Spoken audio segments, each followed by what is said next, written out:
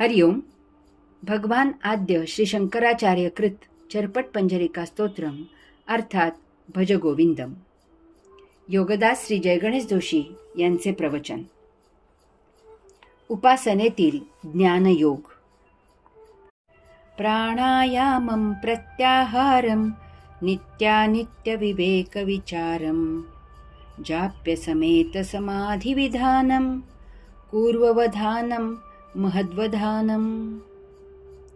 प्राणायाम कर, प्रत्याहार कर, नित्य आणि अनित्य याचा विवेकाने विचार कर. जपजाप्य विधीपूर्वक समाधी साध्य कर. हे सर्व व्यवधान ठेवून कर. खूप सावधानपूर्वक हे सर्व साध्य कर.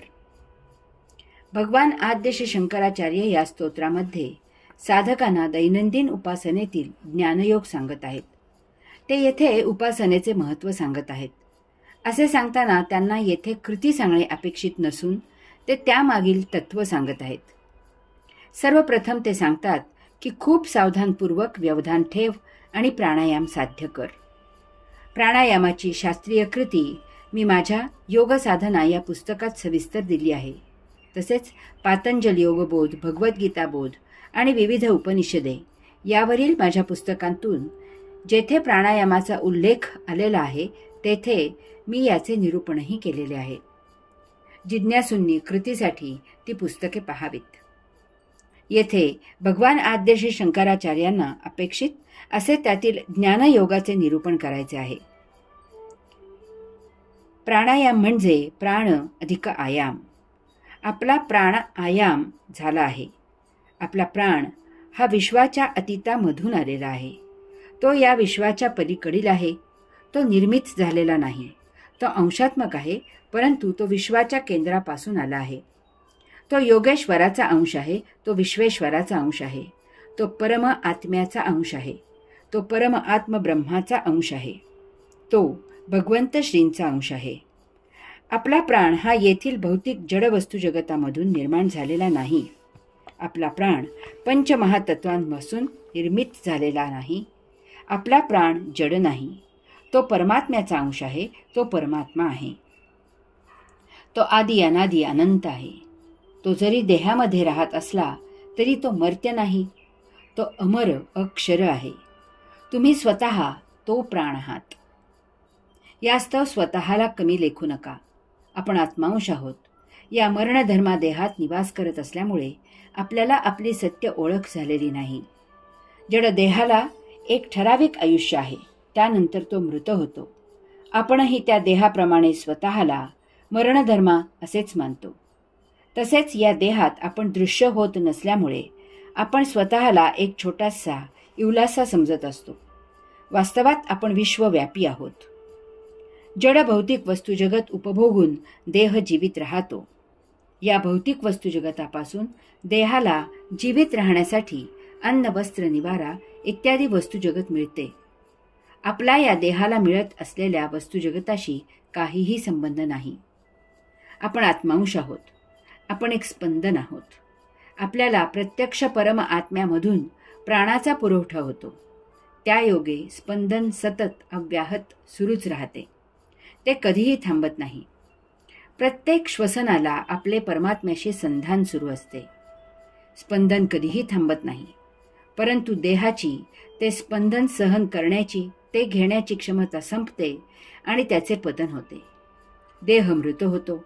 आपण देह सोडून देहाचे बाहेर येतो. परंतु तरीही आपले स्पंदन सुरूच असते. देह सोडल्यावर वास्तवात आपण आपल्या मूळस्थानी योगधामी जायला पाहिजे. परंतु देहाचे अतृप्त उपभोग आपल्याला शमन करायचे असतात. त्यासाठी पुनर्जन्म घेण्यासाठी आपण अंतराळात वास्तव्य करतो.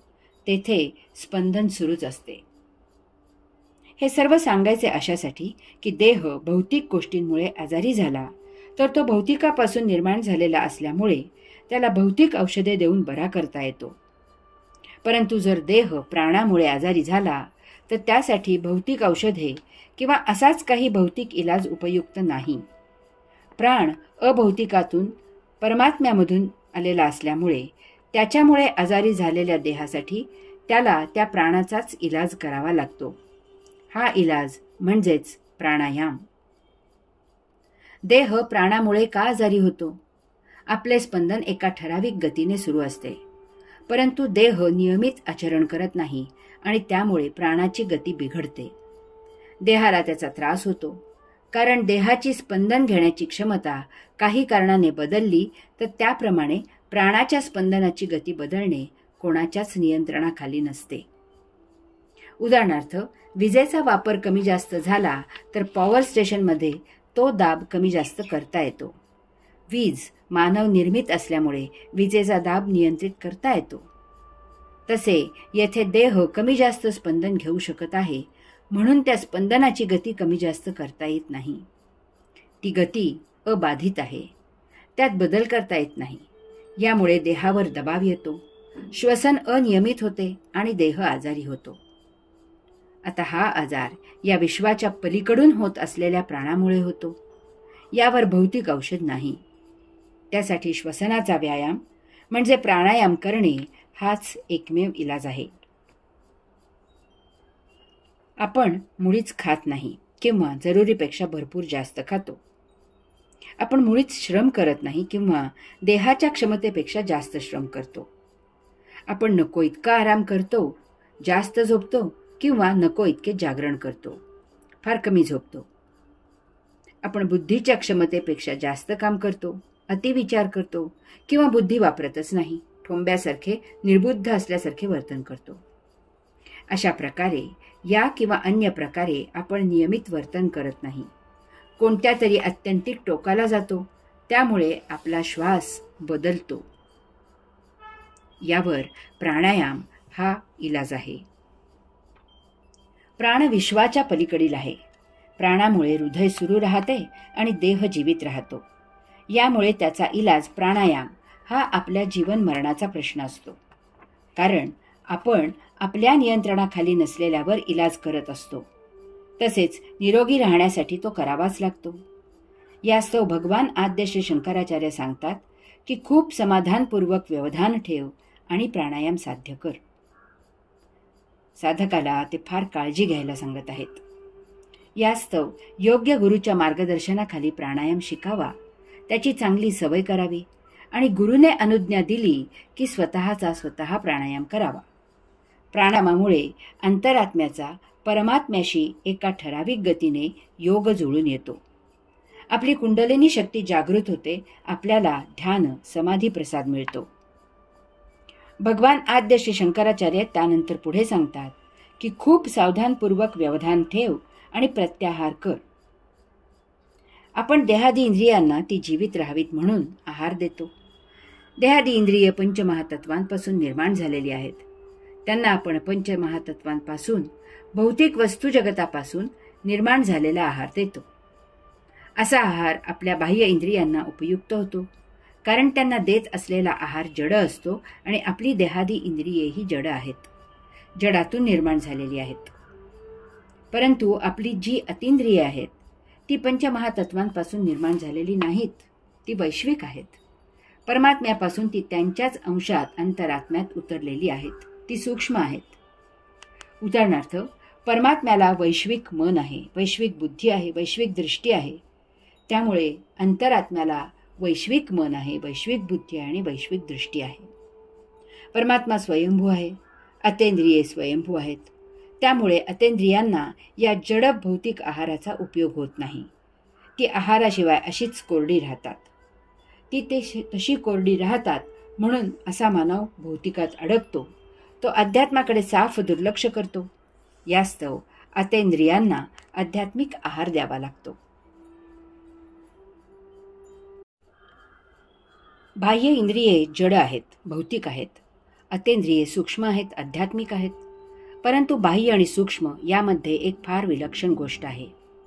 ज्यावेळी बाह्य इंद्रिये वर्तन करत असतात त्यावेळी सूक्ष्म इंद्रिये त्यात सहभागी होत नाहीत.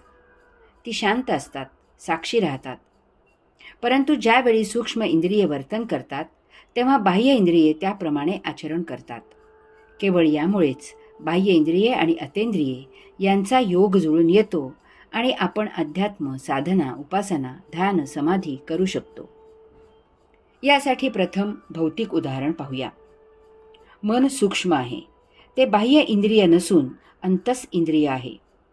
ज्यावेळी बाह्य इंद्रिये एखादी गोष्ट करत असतात तेव्हा त्यात आपले मन सहभागी असेलच असे नाही, परंतु जेव्हा आपले मन वर्तन करत असते तेव्हा त्यासाठी आपली बाह्य इंद्रिये त्यात सहभागी असतात, त्यासाठी मनाला सहकार्य करत असतात.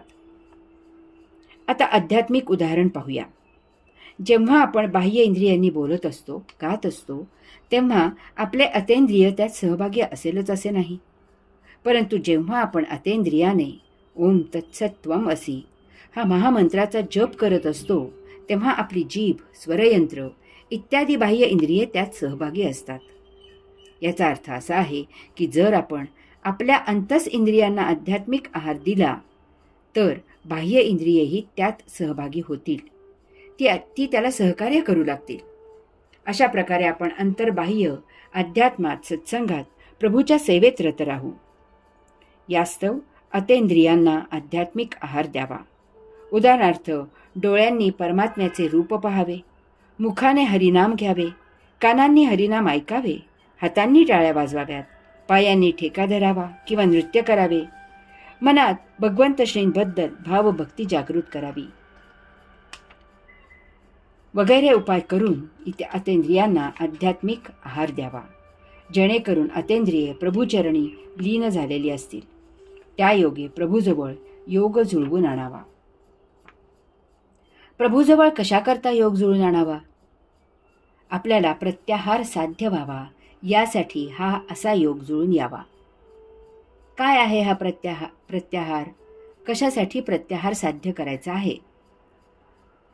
योगाधिराज पातंजलींनी क्लेश सूक्ष्म आणि क्षीण करून नष्ट करण्यासाठी योगसूत्र सांगितलेले आहे. ते प्रतिप्रसवहेयाः सूक्ष्माः. हे क्लेश प्रसवाच्या दिशेने नेऊन सूक्ष्म केल्याने नष्ट होतात. क्लेश निर्माण होण्याच्या, दुःख निर्माण होण्याच्या मूलभूत कारणाचा शोध घ्यावा. एक एक पायरी मागे मागे जात जात आपल्याला ज्या कारणामुळे क्लेश झाले, दुःख झाले, त्याचा शोध घ्यावा. आपल्याला झालेले क्लेश किंवा दुःख अगडबंब असते, परंतु त्याचे मूलभूत कारण अगदी सूक्ष्म असते, इवलेस्य असते, छोटे असते. आपल्याला झालेले अगडबंब क्लेश किंवा दुःख क्षीण किंवा नष्ट करणे फार अवघड असते, परंतु त्याचे सूक्ष्म इवलेस्य छोटे कारण सूक्ष्म करणे त्या मानाने सोपे असते. तसे ते केले की आपले क्लेश, दुःख समूळ नष्ट होते. हे सर्व सांगायचा हेतू असा आहे की प्रति याचा अर्थ आहे मूलभूत ठिकाणी जाणे. याचा उपयोग आपल्याला प्रत्याहार समजावून घेण्यासाठी होतो आणि तो साध्य करण्यासाठी तो करायचा आहे. प्रत्याहार याचा अर्थ आहे की आपण आपल्या मूळ वसतिस्थानी, आपण जेथून प्रसव झालो त्या जागी, विश्वाच्या केंद्रस्थानी, योगधामी, योगेश्वराचे चरणी दाखल व्हायचे आहे. त्यासाठी अतेंद्रियांद्वारे बाह्य इंद्रियांशी योग जुळवून अंतर्बाह्य शुद्ध, पवित्र, आध्यात्मिक होऊन आपण ध्यान समाधी साध्य करायची आहे, मुक्ती प्राप्त करायची आहे. मुक्त होऊन या भौतिकातून लुप्त व्हायचे नाही की या विश्वातून गुप्त व्हायचे नाही, तर या योगी आपण परमशुद्ध, परम पवित्र व्हायचे आहे, परिपूर्ण सात्विक व्हायचे आहे. म्हणजे आपले जीवन भोगरहित, क्लेशरहित, दुःखरहित, परंतु सदानंदी, नित्यानंदी, कैवल्यानंदी होईल. आपला पुनर्जन्म आपल्या देहभोगानुसार न होता आपल्या मर्जीने होईल. त्या योगे भौतिक उपभोग न घेता सृष्टीची वैश्विक लीला अनुभवता येईल. परमात्म्याने अंशात्म्याला नेमून दिलेले काम आपल्याकडून होईल. ही त्याची सत्यसेवा असेल. यासाठी भगवान आद्य श्री शंकराचार्य सांगतात की प्राणायाम कर, प्रत्याहार कर, नित्य आणि अनित्य याचा विवेकाने विचार कर, जप जाप्य विधीपूर्वक समाधी साध्य कर. हे सर्व व्यवधान ठेवून कर, खूप सावधानपूर्वक कर. हे साध्य होण्यासाठी भगवान आद्य श्री शंकराचार्य सांगतात की नित्य आणि अनित्य याचा विवेकाने विचार कर. या विश्वात नित्य गोष्ट एकच आहे आणि ती म्हणजे परम आत्मब्रह्म. बाकी सर्व गोष्टी अनित्य आहेत, नष्ट होणाऱ्या आहेत आणि त्यामुळे त्या भगवान आद्य श्री शंकराचार्यांनी सांगितल्याप्रमाणे मिथ्या आहेत. हे समजण्यासाठी सतत विवेक जागृत असायला हवा. कारण भौतिक वस्तू जगताची भोगापवर्गता इतकी मोहक आहे की त्यात इतकी विविधता आहे, इतके वैचित्र्य आहे की मनाच्या मनमानीने ती भोगापवर्गता आणि देहादी इंद्रिये एकमेकांना आकर्षित करतात. देहादी इंद्रियांसाठी भौतिकाची चव लाजवाब आहे. भौतिकाची लज्जत परत परत उपभोगावी अशी आहे. भौतिकाचे सौख्य इतके रममाण करणारे आहे की त्यातच रत व्हावे असे देहादी इंद्रियांना वाटते. एकदा घेतलेला उपभोग परत परत घ्यावा अशी तीव्र इच्छा होते. सर्वाचा एक विस्मयकारक परिणाम असा होतो की हे सर्व अनुभवून आपल्याला असे वाटते की आपण देह आहोत, आपण मन आहोत. या जन्मी जितकी जास्तीत जास्त चंगळ करता येईल तितकी करावी. या सौख्यासाठी येथे परत परत जन्म घ्यावा. यापेक्षाही पुढील जन्मी आणखी मौज करावी. यासाठी नेहमी विवेक जागृत असावा लागतो. कारण देह जीवित राहण्यासाठी भौतिक वस्तू जगत वापरावेच लागते. त्यावेळी तेथे पाय घसरण्याचा संभव असतो. त्यावर विवेक हाच एकमेव परिणामकारक उपाय असतो. यानंतर भगवान आद्य श्री शंकराचार्य एक फार गोड साधना सांगतात की जपजाप्य विधीपूर्वक समाधी साध्य कर. ध्यान समाधीसाठी ते जप करावा असे सुचवतात. जप अनेक प्रकारे केला जातो.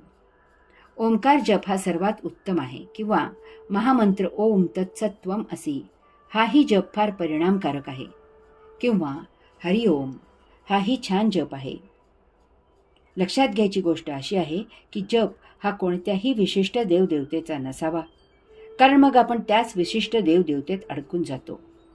त्या देवदेवतेबद्दल आपल्यात अहंकार निर्माण होतो. ती देवदेवता सोडून आपण बाहेर येऊ शकत नाही. यात मुक्ती दूर राहते. परम आत्मब्रह्म प्राप्त होत नाही. आपण परम आत्मब्रह्माचा अंश असूनही आपण एका विशिष्ट देवदेवतेत रुतून जातो. येथे त्यांनी विधी असा शब्द वापरला आहे. याचा अर्थ असा आहे की जपजाप्यामधून व्युत्थान झाल्यावर भौतिकाचा व्यवहार पुन्हा सुरू केला तरीही आपण सतत त्या जपजाप्यात राहायचे नाही आहे. त्याचे एक बाजूला व्यवधान सोडायचे नाही. शेवटी ते सांगतात की हे सर्व व्यवधान ठेवून कर. खूप सावधानपूर्वक हे सर्व साध्य कर. आपण प्राणाशी परम आत्मशक्तीशी जवळीक साधत आहोत. आपण त्याचाच एक अंश आहोत. ही सर्वोच्च असलेली वैश्विक महान शक्ती आहे. ती जशी परम उच्च पदाला आत्मपदाला नेते तशीच ती जर चुकीच्या पद्धतीने वापरली गेली तर ती रसातळाला नेणारी आहे, उद्ध्वस्त करणारी आहे. यास्तव सावध राहावे हे उत्तम. ओम तत्सत त्वम असि.